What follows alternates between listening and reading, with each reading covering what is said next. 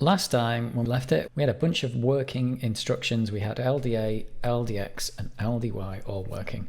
So before I carry on any further, I just want to do a little bit of cleanup on the code that's already there, just to try and get less code in there possibly and make it a bit more correct. Because one of the things I noticed when I was doing it is, first thing is, I think I can just pass this memory in as const, because it's only reading from memory, it's not writing to it. So I think if I do that, that still compiles.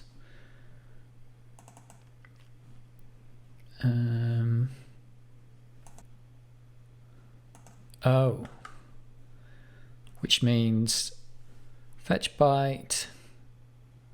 Yeah, I think this can be const as well. Yeah, it's just reading from memory there. It's never writing to it. So I think this is where you add a const and everything goes crazy. I think these are all const. Yeah, because we only read from memory. We don't write to it in these. So I'd just rather that was a bit more correct there. Where are we? Right, let's see what we got there. Fetch word. That's const as well. And I think that's it. I think we are back on the horse. Yep. So that's cool. That's the first thing. It's only a minor change, but it just makes it more clear that these functions aren't changing anything. They're changing the CPU registers, but they're not changing the memory. So that's absolutely fine. We could probably simplify a lot of this stuff here. Like I get the, so like this is LDA 0 page. I get the address from the 0 page, and then I do this read by A and then load register set status A, read by X, load register set status X. So I think I could actually turn this into just one line of code. So I could actually just put a lambda up here. That is, let's just see what this would be. This would be load register,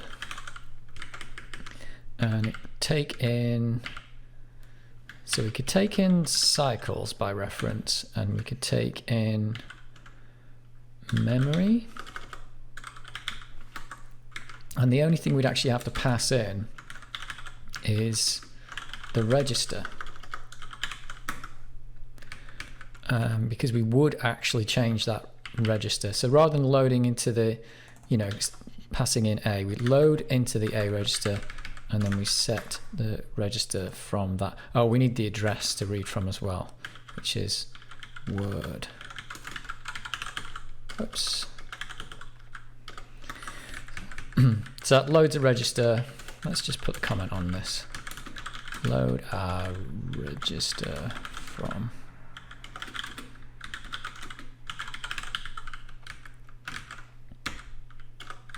Yeah.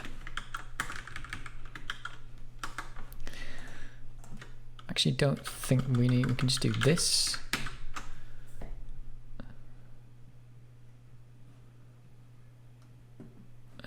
Oh, memory's being passed in, so we do need that.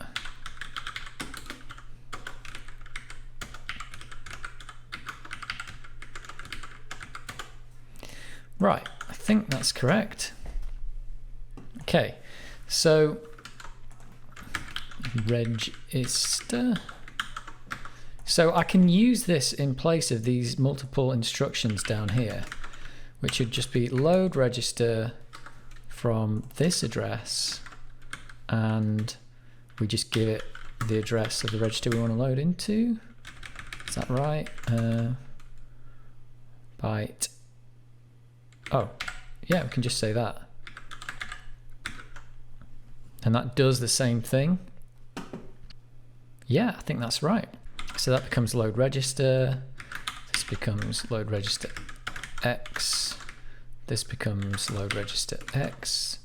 This becomes load register Y. Now this is really cool. Load register A.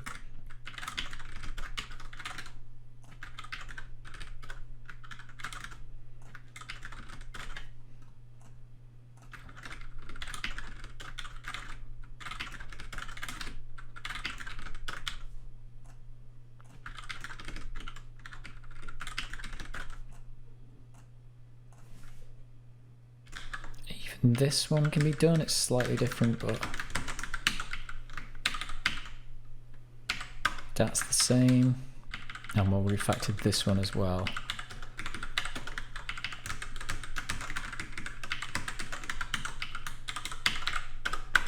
Cool. So we've just turned a bunch of 2-line code stuff into 1-line code stuff. And I think there's actually probably still more code here than there was before, because we've got all this stuff up here. And we've reduced a couple of lines down there. But there's less chance of error now. This is me just getting the address from memory and then just saying load the register A with the value at that address. So yeah, load a register with the value from the memory address. That's more correct. And hopefully, because this is Lambda, it'll be able to inline all this stuff anyway. Fine, so let's just see if that still compiles. And that is still good. So we've reduced the complexity of these instructions quite a lot, that they're just becoming, yeah, load this address and then load the register. Get this address, load the register. Get this address, load the register. That is looking way simpler. Next thing I want to do, this isn't a big deal either, is I think this bunch of tests that we've got, this test fixture, I'm just going to rename this one to, these are load register tests. So let's preview that to make sure that works. So yeah, it was just called test 1 before, but now I think we'll just keep all the load register tests together in there. So that's all the load register tests all in one nice handy package. Cool. So next thing we need to do, so we can move on now and start doing the store instructions. So yeah, store accumulator, store X register, and store Y register. So let's just look at this one first. Store accumulator stores the contents of the accumulator into memory. So this is the opposite of what we did before, where we were loading the accumulator from memory. This is just loading memory from the accumulator. And I think it has, oh, this doesn't affect any flags after use. So everything should just stay exactly the same. Yeah, and that's odd. It's got these, yeah, it's interesting that the number of cycles isn't different depending on what's going on in there or not. So that's an odd one. Whereas if you look at LDA, that one can be 5 or 6. The other one just says it's just 6. So I'll have to see if that just comes out when we actually try and code it as to how that will actually work. But we should just start by coding tests for these and making sure it doesn't affect the processor status, etc., etc. So let's begin there. Let's start by making a new file for the unit test. In fact, I'll rename this file as well. Because load register tests. Oh.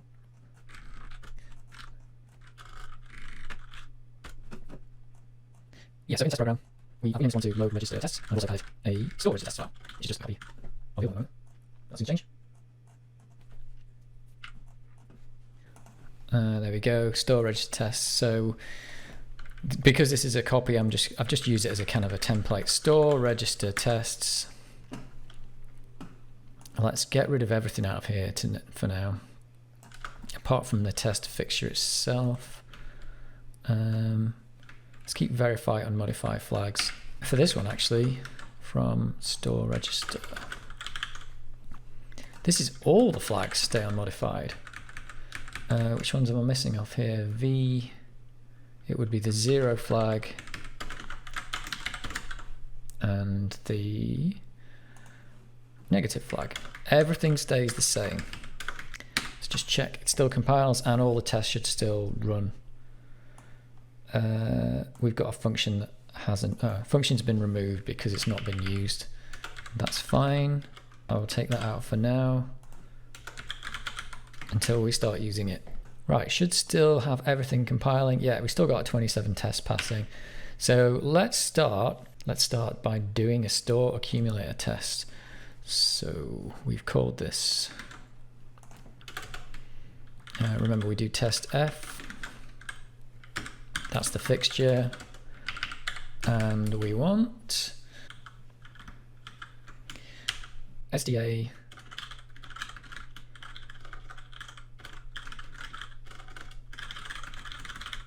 STA 0 page can store the A register into memory. So knowing what we know about the previous test is we now know that we're going to do the same thing for X and we're going to do the same thing for Y. Let's have a look. 0 page on the A, 0 page on the X, and 0 page on the Y. So we are going to do that one on all three. So I'm already going to write that as just as an external test, I think. Let's write it like this. So just call it that for now.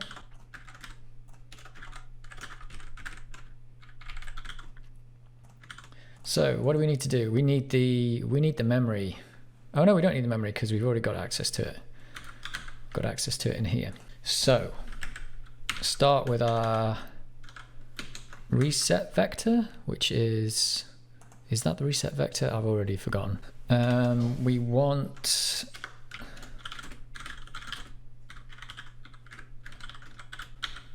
store accumulator 0 page. And we put that instruction on the front, don't we? So that's our, and let's have a look at how it works again. 0 page instruction, it limits to, so the next value out of memory is going to be the 0 page address. So let's just store that in. So this is, just the 0 page address, let's just store it in 80. So in theory, this will just store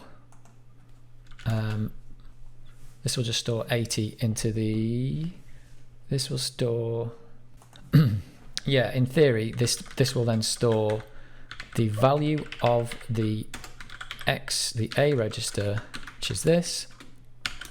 We'll put the value 23 in there. Let's put 2F in there, I don't know, anything.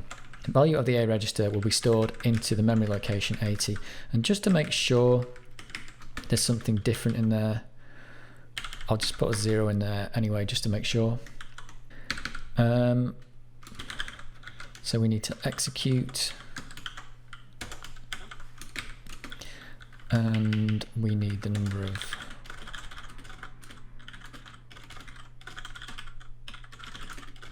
we expect this to take 3 cycles, yeah. Expect that to take 3 cycles.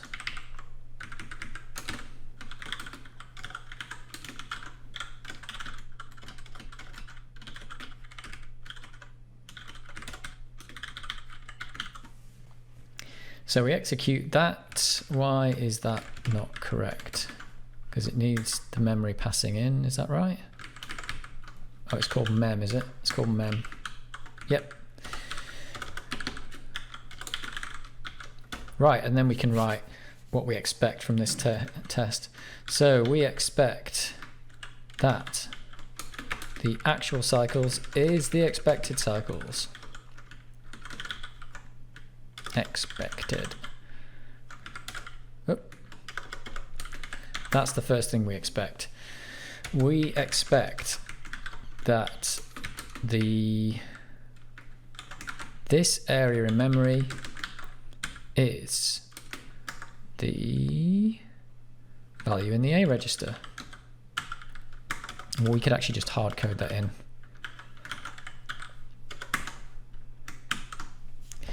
So we're expecting it to store the value in the A register there, and then now we can use this verify unmodified flags. So we expect that everything else stays the same.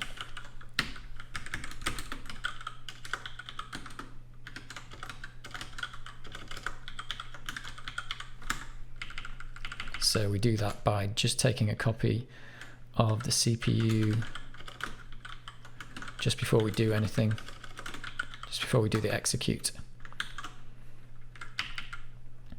So in theory, that's all good. We haven't defined that instruction. We can actually just call that in there right now. Let's actually define this instruction.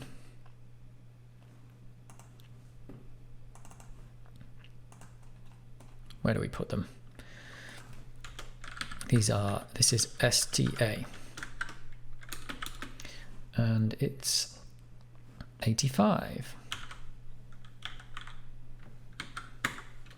So again, we're not implementing this yet. We just want to get the test for it that fails. So we want one failing test. There we go. STA store 0 page can store the A register into memory.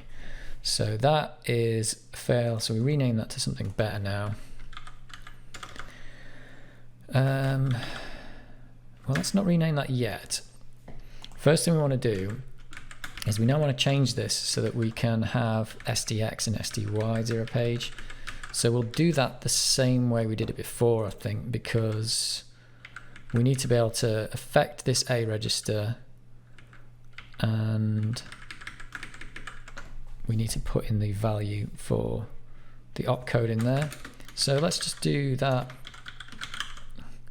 So that becomes the opcode to test. This is the way we did it before. That gets passed in there.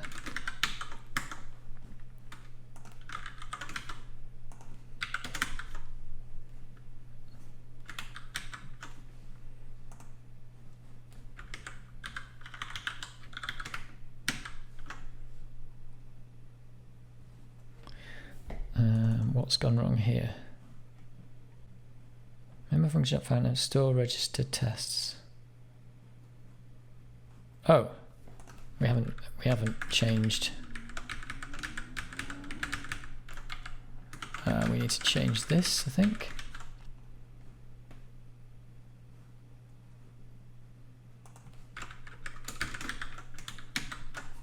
Because it's C++ and you have to write everything twice. There we go. I think that still has one failing test. Yep. So we've now passed in the opcode, and remember we want our horrible, absolutely horrible pointer to member variable syntax.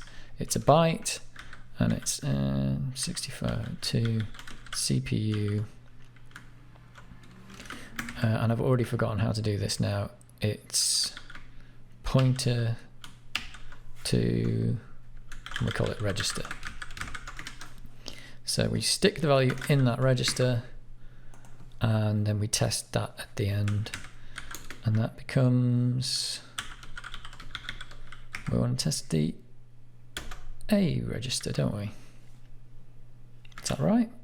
Oh, we also need to use this horrible syntax and duplicate it up here.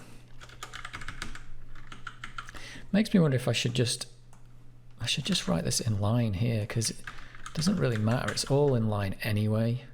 Save myself writing everything twice. Oh, because that means I've got to put this up here again, because it's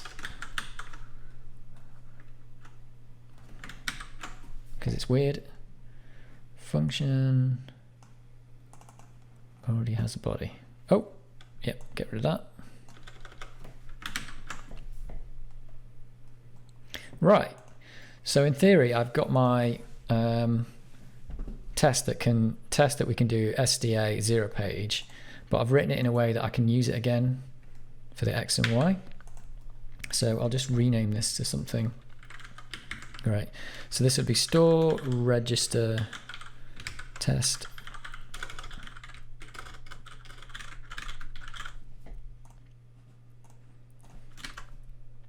So I've just renamed it to test store register 0 page. And cool, so that works. Well, it's failing. And now we can do this test again twice for STX 0 page, and that would be STX 0 page, and it's a value from the X register. And same thing for Y, STY 0 page. Can store a register, can store the Y register into memory, can store the X register into memory. STY 0 page, the Y register. So 2 more tests, and we need to define those. STX 0 page and STY 0 page. So what are the opcodes for those? STX 0 page 86, STY 0 page 84.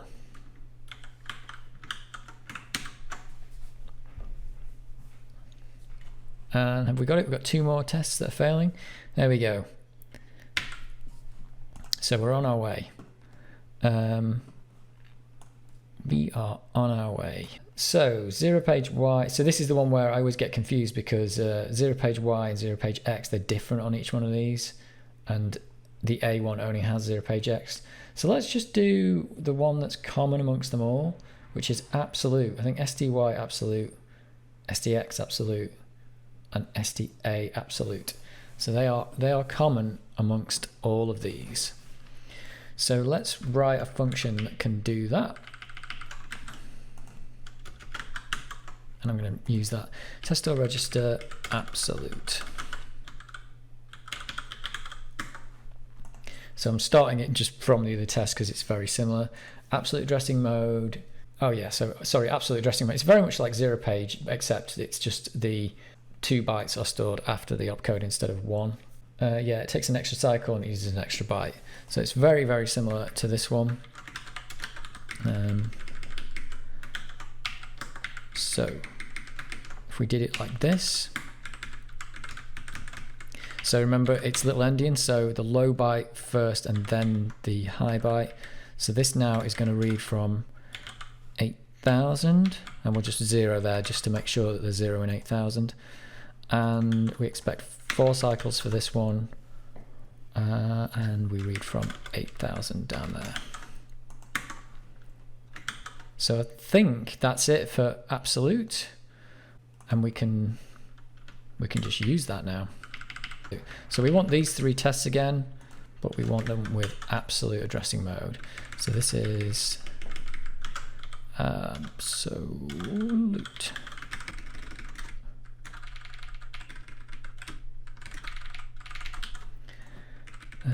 Absolute. So we should have 3 more failing tests. Oh, except I've got to put the instruction in there. This is absolute, and absolute. Yeah.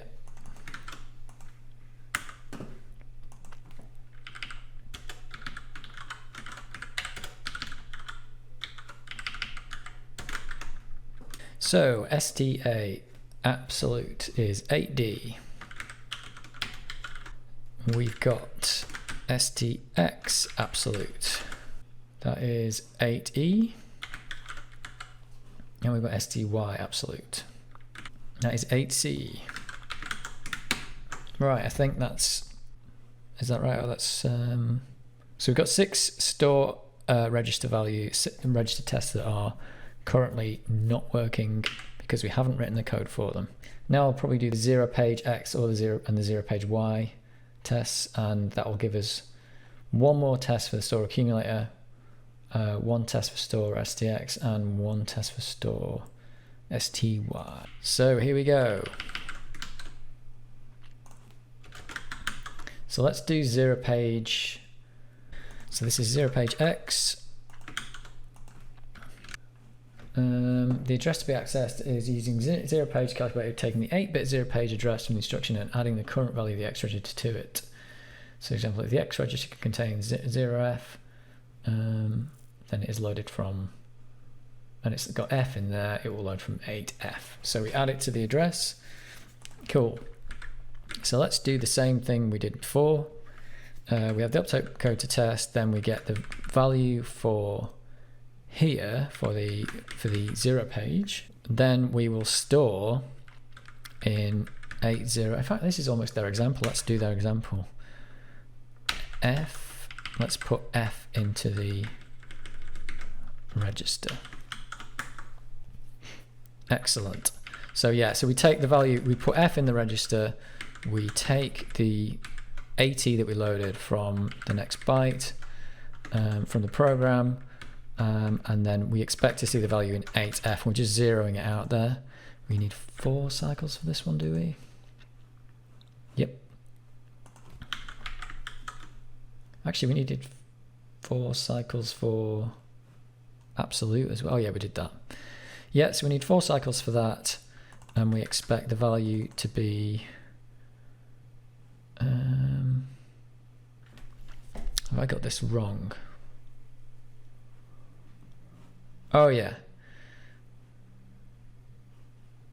this one actually needs 2 registers, because we're going to take the value out of one register and index it with another register. So actually this isn't any random register here.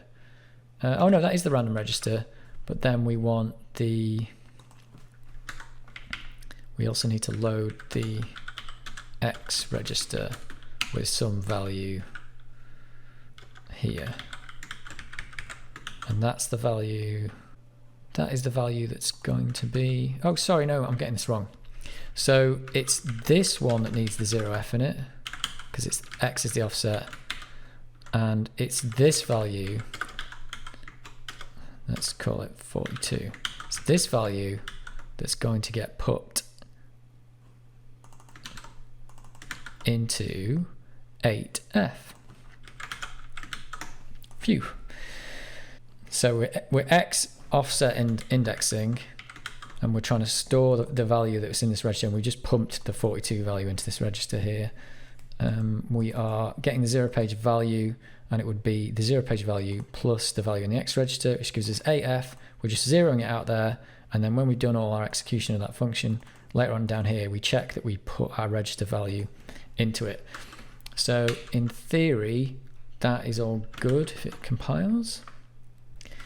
So let's do the STA 0 page X can store a register into memory, and this is STA 0 page X, and it's the A register we're interested in.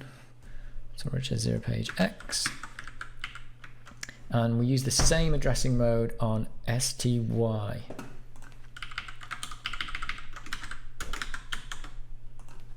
STY 0 page X can store a register into memory.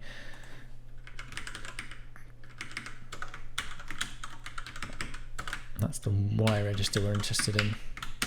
So we just need to define these two opcodes. STA 0 page X, which is 95,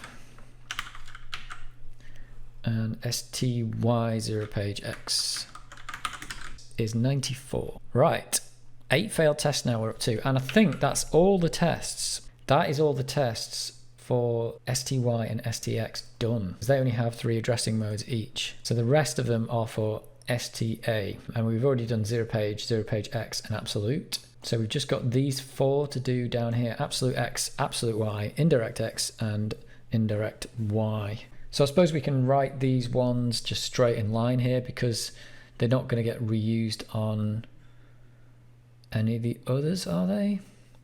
At least not yet. So let's just copy a previous one that we've got.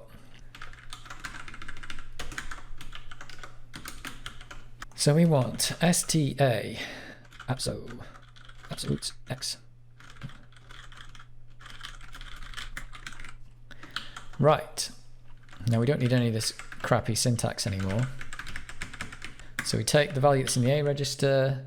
It's going to have an X offset, and this is STA Absolute X. So how does this one work? Oh, it needs 5 cycles as well. Taking the 16-bit address from the instruction and added the contents of the X register.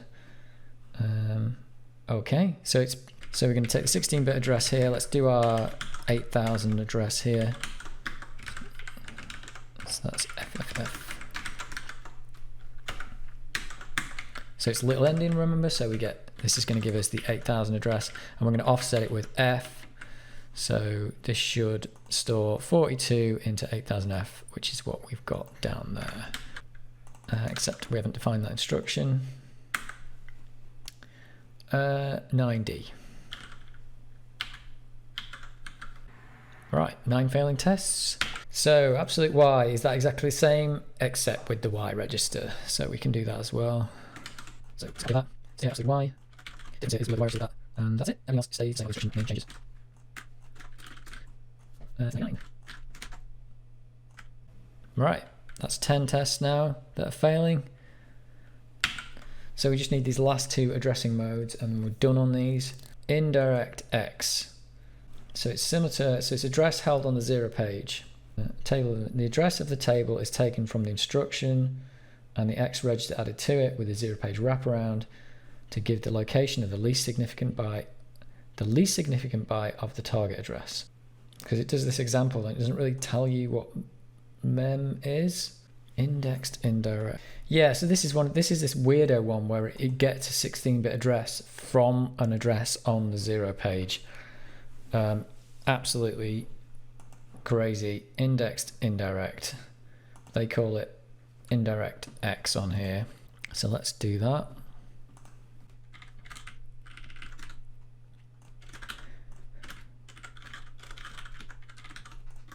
The first thing we need is STA Indirect X. That's the instruction. The first value that it reads is the address on the 0 page. Let's just say 20 for that. At that address on the 0 page, we need to store another address. Let's just say, so little endian.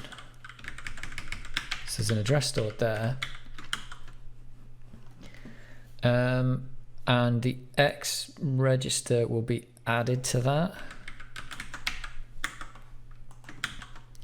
So we expect the value to be at this address here, which is 8,000 plus the 0F. I'll just zero that out because we're expecting the value from the A register to turn up there. Here we expect 42 to turn up. And I think we need 6 cycles for that. 6. So that is a pretty crazy addressing mode. Take a value from the 0 page, go to that place on the 0 page, load a 16-bit address, add the X register to that 16-bit address with wraparound, and then store it there, and store the A register there. That is totally mental. What's the code for that? 81. Right, nearly there. Last one, indirect Y. The instruction contains the 0 page location of the least significant byte of a 16-bit address. The Y register is dynamically added to this value to generate the target address for the operation. Yeah, the 0 page location. So this is similar to before. Why is this actually different? The Y register is dynamically added to this value to generate the actual target address. How is this different to what we've got there, except it's the Y register? Oh, have I got this the wrong way around? Yeah, I got this previous test the wrong way around. I was wondering why this wasn't different. In this one, the X register gets added to the 0 page address 20. So this would be 20F and 30, is that right? 30. 2F and 30. Crazy. So yeah, so the X register got added to the 0 page address, which then stored the value of that, which then gets thrown from it. Right. And this other one, the indexed Y, is the test I just wrote. So I got these totally the wrong way around. So in effect, we need to just turn this back into the other one. Did I do that right on the other one? So this one is using the Y register to start with, but it's also getting it from 2021, and then it adds the F value to that. Does that mean this one's wrong? Yeah, this one doesn't need the addition here.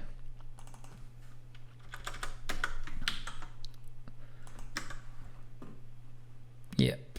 So that one gets that value and then adds the F to it after it gets the address. So these two are very similar, but not quite the same. That's a different instruction. And we're nearly there. Is it 6 cycles again? It looks like it would be because it's the same number of things. Yep. Indirect Y is 91. Right, so in effect, we should have 1, 2, 3, 4, 5, 6, 7, 8, 9, 10, 11, 12 failing tests. And we've got 12 failing tests. So that pretty much covers us for the store register tests. And now we can go in and write the code. So I'll do that in the next video.